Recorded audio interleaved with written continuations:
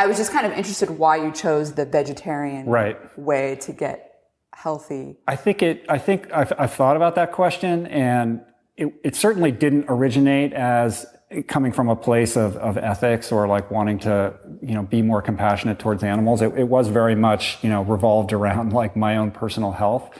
And I think that I latched onto vegetarianism because it seemed like such a black and white thing. And as somebody who's in recovery, what you learn very early on is like you're either drinking or using drugs or you're not. Like there's no middle ground. You can't like kind of drink, if you're an alcoholic, like you just can't. And that kind of black and white approach, I just sort of took that and laid that template upon diet. And vegetarianism seemed like an analog to that in certain respects because there was a simple rule, which was you don't eat meat, right? So I was like, okay, I could wrap my head around that and sort of apply these principles of recovery and the kind of tools that I'd learned to get sober to my approach to food. And so I think perhaps maybe even unconsciously, that's why that seemed like an attractive, easy thing to do. Like it took the decision fatigue out of it. Like, okay, I'm just not going to eat meat. And that was the first step. And then it was, okay, I'm not going to eat dairy. And then I'm not going to eat all this processed stuff, which just gets into a little bit more of a gray area. But I think that's initially what led me to it because it just seems so concrete in that regard. Yeah. How long did it actually take you to lose that 50 extra pounds? Like, was that, you mentioned feeling good immediately, right. And that there's, a whole host of possibilities that could be, why that is. One being, your gut bacteria are getting more fiber, all the plant, stuff where you're having less inflammation. Inflammation's affecting brain function and depression, all those things. And it's cool to hear that you can experience those mood changes so quickly.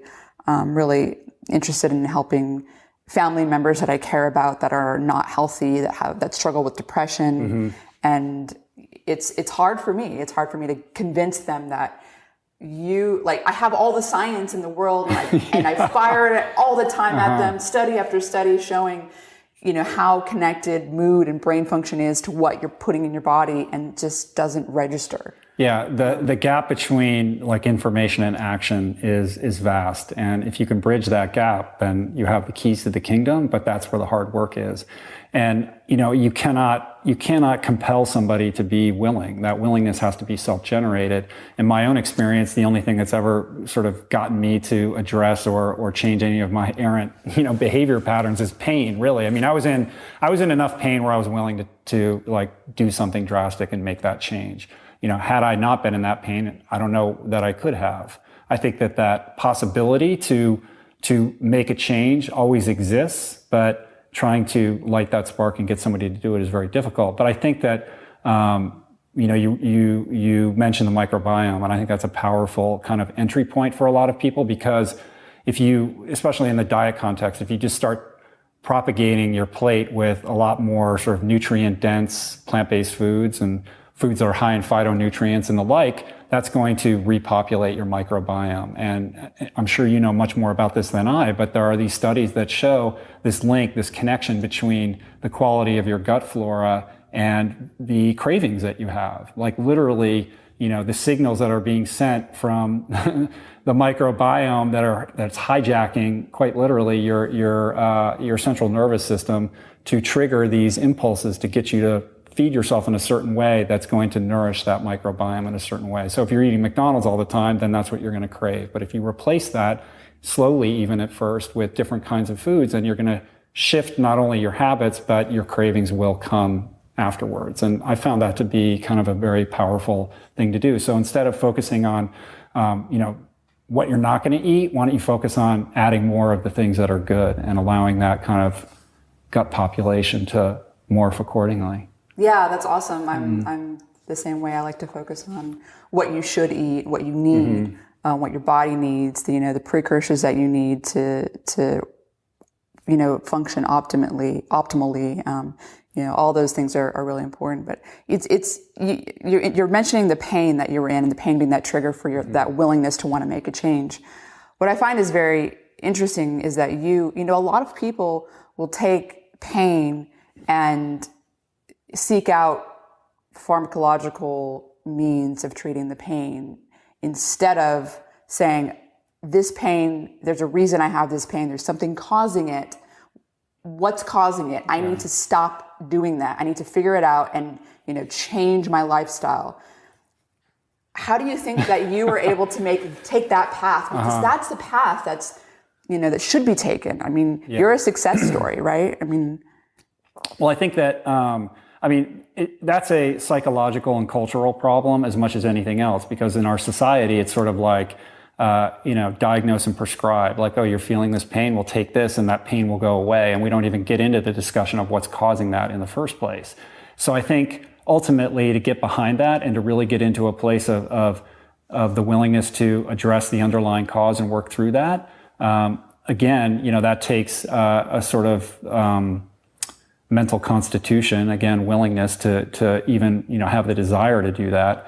But I think also it's really an internal job. Like for me, it's as much a spiritual, journey as much as anything else. And I think that when you're experiencing pain, whether it's emotional, mental, or physical, it's a signal. It's a signal for you to sort of face a lesson and work through something. And you can either take a pill and ignore that, in which case it's going to recur and probably escalate, or you can embrace it and say, what is the lesson here that I need to learn for myself? Whether it's a physical thing, a diet thing, or a relationship thing, or an emotional thing. I think they're all, it's all the same in that regard. And again, in my own personal case, it was a situation in which I was in enough pain where I realized, like, I need to get behind this and get to the cause of what is making me not only, look the way that I look, like overweight and everything, but also feeling the way that I'm feeling. Like I didn't want to be depressed. And like, I was living in this house, look around, like I had looking out on my life, from the outside in, I had no reason not to be anything but completely grateful for everything in my life. I live an amazing life, but inside I felt like I was dying and I was living the wrong life for myself. So I think that was as much of, the sort of, flame that was burning, as like, oh, I need to lose weight. Like losing weight wasn't really about losing weight. It was about trying to feel more connected to my own life. Yeah. So once you actually decided to make this change and you started to notice these, positive benefits on your mood and the way you felt, and obviously behaviors probably started to change along with that. Mm-hmm. Then you decided to kind of go full force, and you now been a vegan for almost a decade. Mm-hmm. And not only that, you've taken on these amazing physical feats. I mean, you started to get into endurance training. And how did that start? Well, what happened was, when I was sort of new into this plant-based way of living and eating, I suddenly had so much energy that I literally had trouble just focusing and sitting still. Like my knee was going like this, and I was like literally vibrating. And I started going outside to exercise for the first time, really, with any consistency in well over a decade. Initially, just because I had to burn off all this added, vitality that I felt was like running through my system. I didn't have any desire to return to becoming a competitive athlete. But what happened was, the more that I did that, the more I just felt connected to myself again. Like there's all these amazing trails around here, and I'd never explored any of them. And I was just sort of feeling like I was connecting with my body in a way that I hadn't in a very long time. Like I was a swimmer as a kid. I swam in high school. I swam in college. And that brought me so much joy. And, in our culture, it's sort of like, all right, well, you did that in college, but now you're an adult and we don't do these things anymore. And that just door shuts. But I was like, this feels good. Like I like this. Just because I'm 40, does that mean that I can't do this anymore? And I listened to your interview with Wim Hof, and he said something similar. Like he said, that he knew, like when he jumped in the cold water, like this was his thing, like he knew.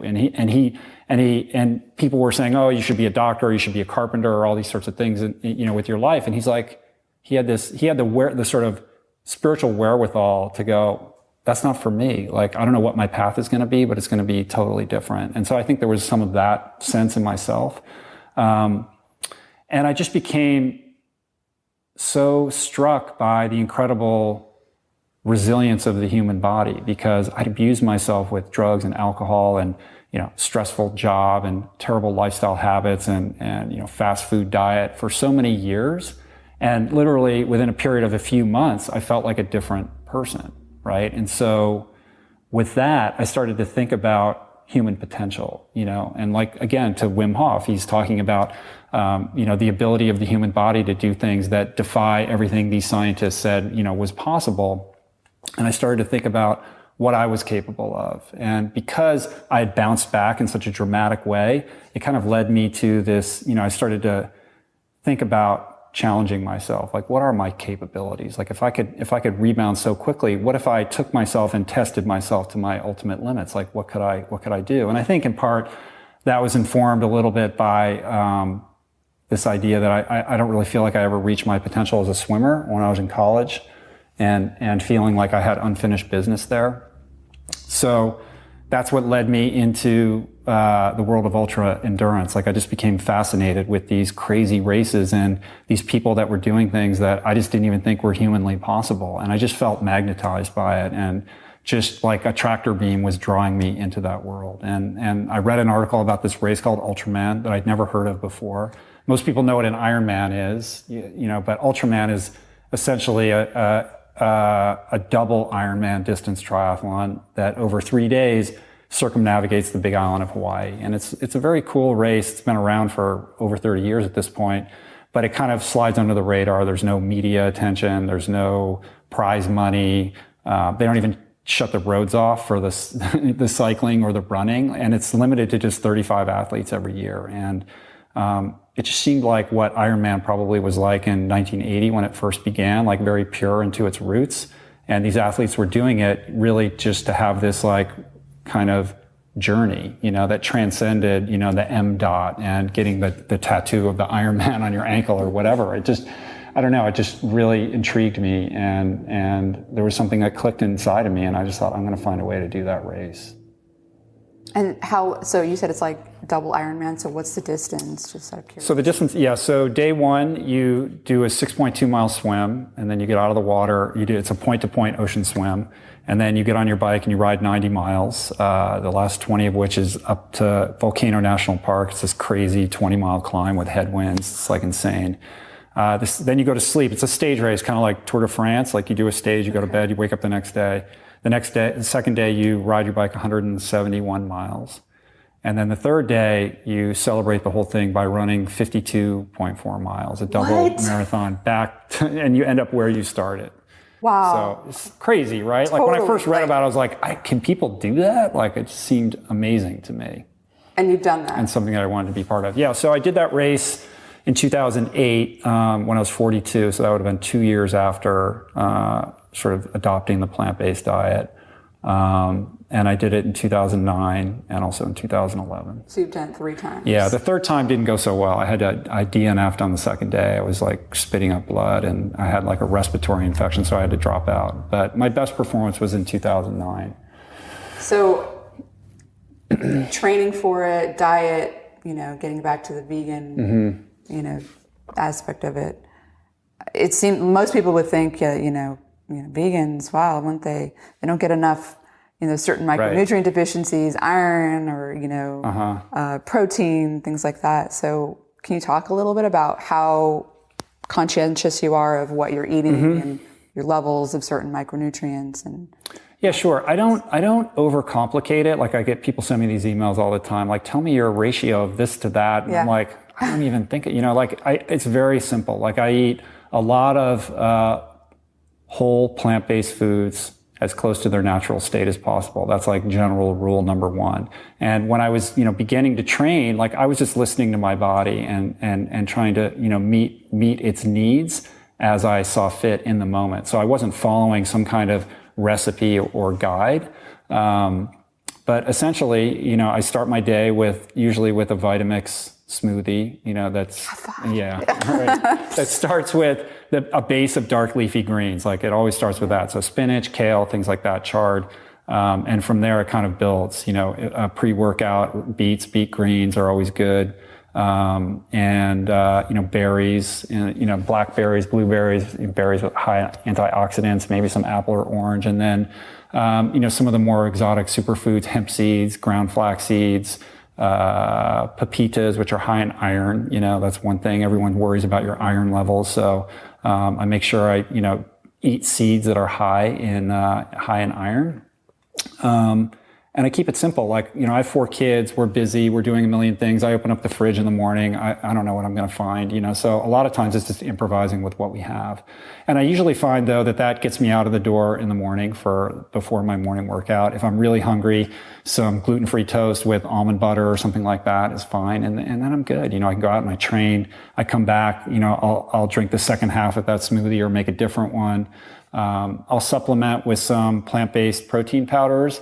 But I don't I've had a whole journey with supplements, and we can get into that. I don't overdo it with that at all. When I first began, I was so worried about all of these things, like, oh, you're going to be deficient in all these things. And I had all kinds of crazy supplements. And over the years, I've kind of weaned myself off of those and thought, do I really need these? Are these really working? Am I spending my money, responsibly? And I found that for the most part, I don't need most of those things that I thought that I did. Including protein powder. I really don't even do that much of that. Lunch is usually a huge salad with lots of raw vegetables in it, or perhaps like quinoa and beans. I eat lots of beans, lots of black beans, beans of different kinds, lentils, quinoa, things that are sort of plant-based foods that are higher in protein content than other plant-based foods. Lentils are really higher in iron as well. Yeah, you can go to Trader Joe's and they have packets of pre-cooked lentils. Sometimes they're like $2, so I go in there and just grab those for lunch for a quick snack. Veggie burritos. My wife's an amazing cook, so she's made it a lot easier. Is your whole family vegan? Our whole family is now, and that's been a journey in its own right, with the kids and everything like that. But now they are. It wasn't always that way.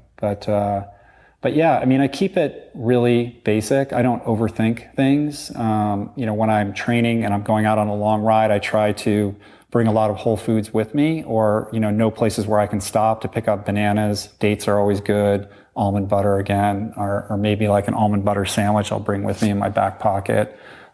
Liquid nutrition in the form of a maltodextrin. You can get 900 calories in one bottle, things like that. So what about vitamin D? Is that something that you... I don't really worry about vitamin D, and I get my levels, my blood checked and everything. My vitamin D is fine, but I'm outdoors training a lot. So, I would imagine that takes care of itself by exposure to the sunlight. I do supplement with vitamin B12. But a lot of the foods that I eat too are also vitamin B12 fortified. So I don't get too crazy worried about that either. And my B12 levels are fine. So you're obviously have the luxury of living in Southern California. Mm-hmm. You're still, young, you have lighter skin. So, there's a lot of things that regulate the ability of your body to produce vitamin D from UVB radiation from the sun. Are there, are there other vegetarians or vegans that sort of come to you for a template or a guide? And do you have anything that you tell them usually? Because it can be a problem for vegetarians, vegans. I think deficiencies are a problem for everyone. And I think it's endemic, especially since our soils are being progressively depleted and the foods maybe aren't quite as nutrient dense as they used to be. And so I think I encourage everybody to go get their blood checked and see where they're at with everything, because it is such an individual thing. And if you are in a northern climate or, a place where you're not going to get a lot of sunlight, of course, vitamin D can become a problem and you should supplement. So I'm not against supplements, but I think that the approach should always be that they're supplements. They should supplement the diet that you're eating, right? They shouldn't come in the place of the food. But I think that, if you're deficient or you're prone to one of those kinds of deficiencies, of course, I think it's appropriate. I don't know that vegans and vegetarians have a higher incidence of vitamin D deficiency than anybody else. You may know more about that than I do. Vitamin D inadequacy is pretty prevalent in the United States. Around 70% of the population doesn't have what's considered to be adequate levels. It's not quite deficient. Deficiency versus inadequacy, there's a little difference. But I don't know if vegetarians or vegans or if they take the supplemental vitamin D3 form, which is commonly, it's lanolin, which is excreted from the sebaceous glands of sheep, so when they're making wool. Is that something you would take, or is that against the vegan rules? I don't know if the sheep get harmed or anything. Right. Yeah. I don't know enough about that. I probably wouldn't take that. So I would look, I try to make sure that if whatever I am taking in is vegan in its origin. So it can't come from animals, even if the animal's not dying or. Yeah, well, I mean, I have to know specifically in each instance how that works. And the road gets narrower. You know what I mean? Like certain things you used to do, then I'm like, because it's different for me now. Like it's been an evolution. And I think that this is kind of an important point, which is there's this idea that certain people out there are like struck vegan overnight. I don't know anybody for whom that is the case. Like for everybody, it's a journey. It's like it's something that you evolve into if you're inclined or if that's something that interests you. So the things that I'm sort of focused on now are different than they were in 2008 or when I began. Mm-hmm. So for me, I've become a lot more interested in other aspects of this lifestyle that originally weren't that interesting to me. And that's a whole other discussion. But and now also, I'm sort of this ambassador of of vegan athletes in some regard, for better or worse. So I think it's important for me to kind of hold that space and to say like, yeah, I can do it without all these things. So you can too. So I can go out and be 100% vegan, 100% plant-based, and not ingest any animal products into my diet and do these crazy endurance races as just a point of contradiction to conventional wisdom, so that other people can look at that and infer from that as they wish.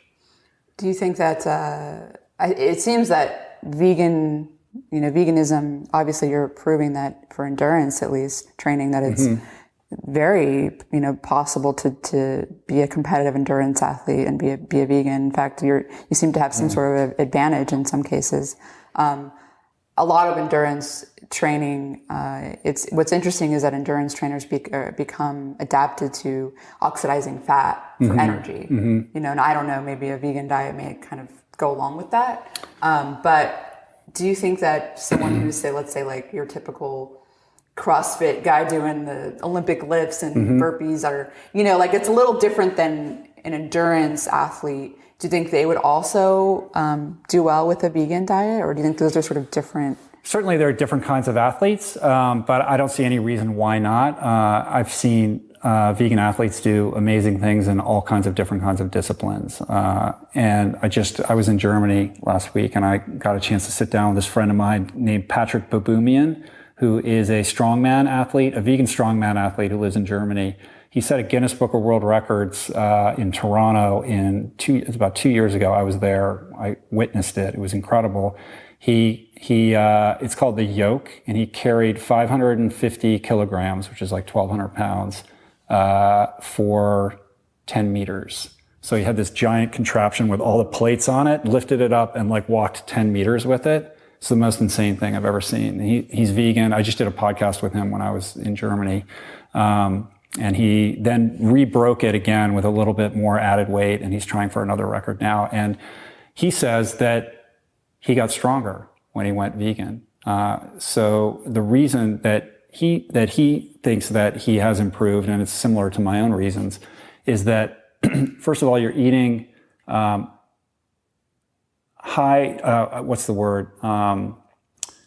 nutrient gain, high nutrient density with a high nutrient gain.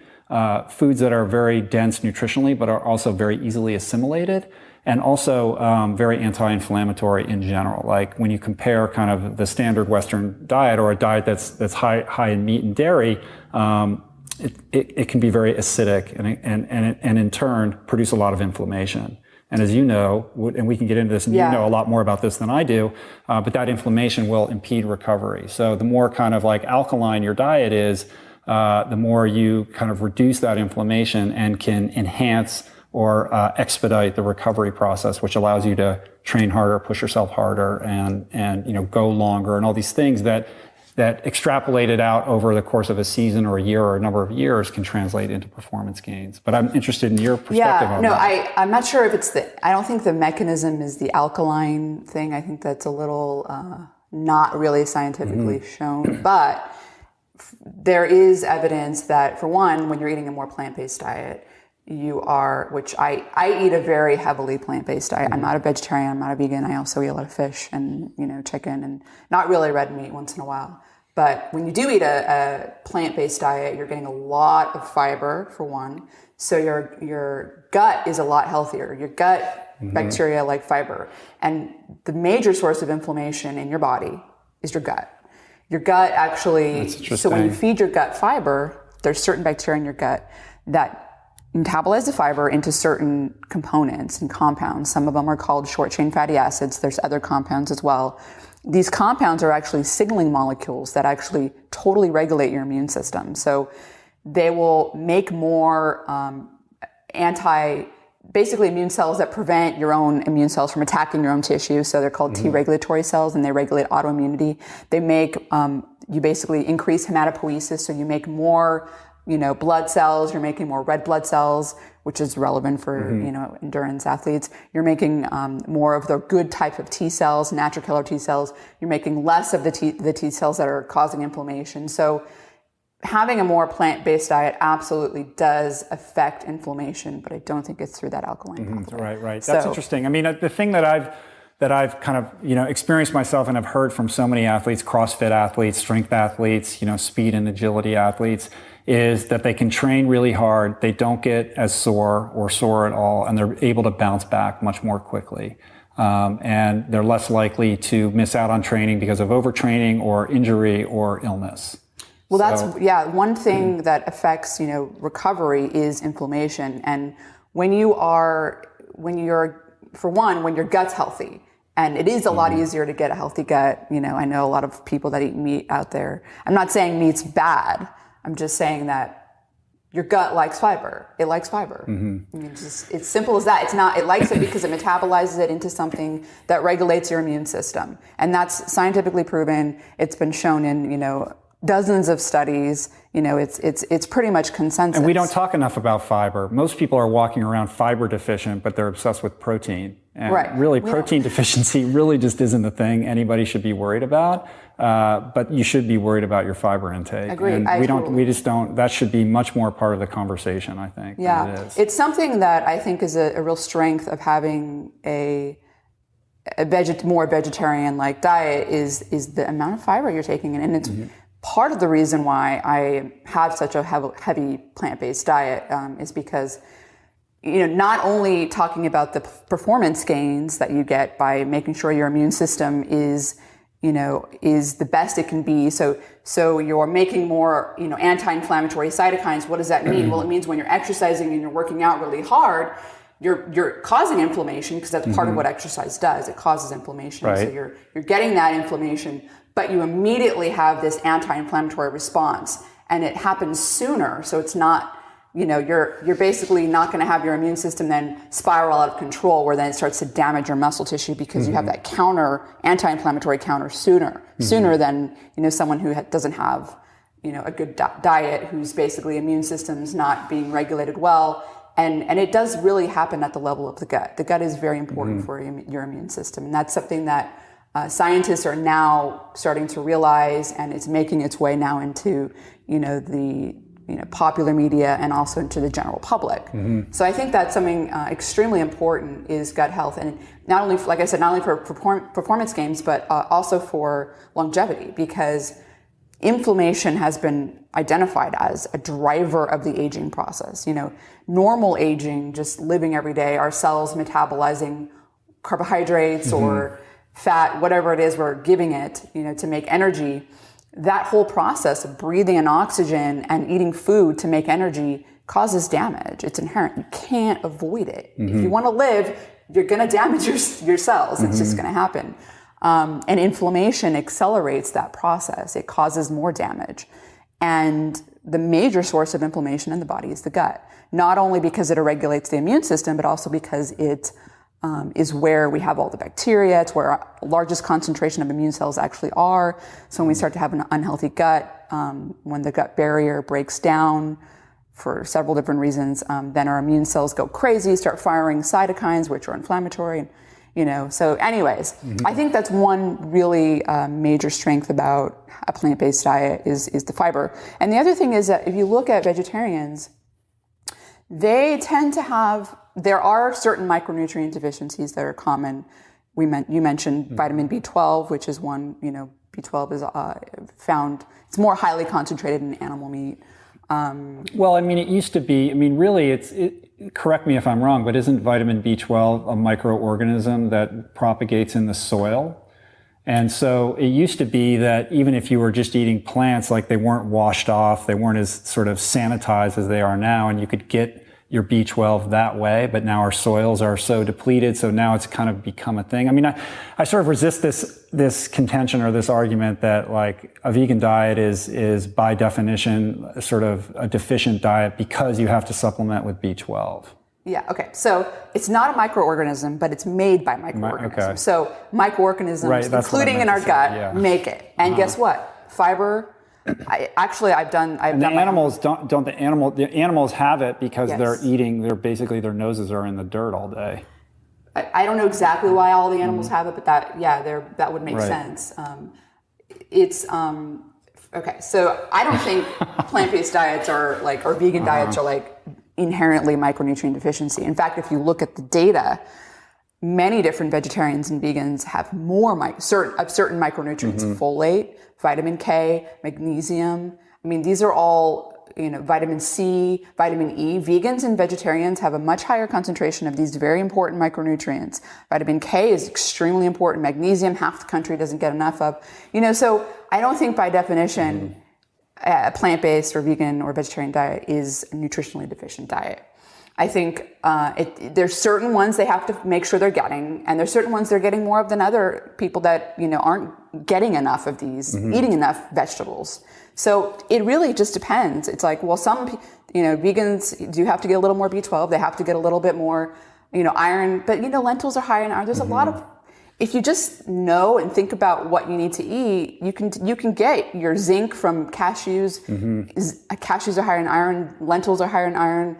I mean, you can find, plant-based and nuts and seeds and, things that are good sources of these micronutrients that you don't get if you're not getting the meat. But if you're eating a lot of meat, if you're eating processed foods and meat, you're not getting enough vegetables. Guess what? You're going to be deficient in a lot more micronutrients, to be honest. So I think that it's just a matter of knowing which ones and making sure you're getting a dietary source of them, making sure if you're not getting a dietary source that you are taking a B12. And, back to the B12, our gut bacteria make it. And there are certain gut bacteria that when you, for example, you're taking antibiotics, which are loaded in meat, and that we can get to that in a minute, but, you kill off a lot of your own bacteria that make B12. So, there's the whole, you want to have your gut healthy. Well, how do you get your gut healthy? You give it the right components. You give it the fiber.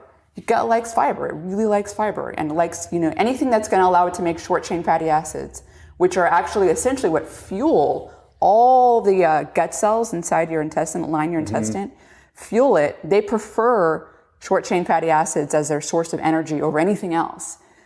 So glucose, anything. They want these short chain fatty acids, and how do they get them? Fiber. So, there's that. And that's one thing that vegetarians do get a lot of fiber. And I myself make a very, I make an effort to make sure I'm getting enough fiber. And I eat a lot of plants, a broad spectrum of them, different colors, I make something very similar every morning, chard, spinach. I always have the green base, where it's spinach and chard and kale, and then a carrot, tomato, and some berries, and different variations of it. I like the chia seeds and hemp seeds because you're also getting some of the omega-3s. Which, by the way, that's another thing that certain that can be a problem for some vegetarians and vegans is because there are 3 types of omega-3, right? Alpha linoleic acid, which is ALA. Eicosapentaenoic acid, which is EPA, which is a major marine source, right? Is how you get EPA, and DHA, docosahexaenoic acid. And EPA and DHA are very important for combating inflammation, but also for every cell structure. You need DHA for every cell membrane, particularly in your brain. So you can convert ALA into those, but it's not very efficient. Women can do it much better because estrogen, at least premenopausal women can do it much better because estrogen activates the enzyme that converts it into it. But and there's gene polymorphisms, which are variations in sequence of DNA, which changes the function of the gene in a way. So some people have ones that they can't convert ALA into EPA and DHA very well. So you really have to measure something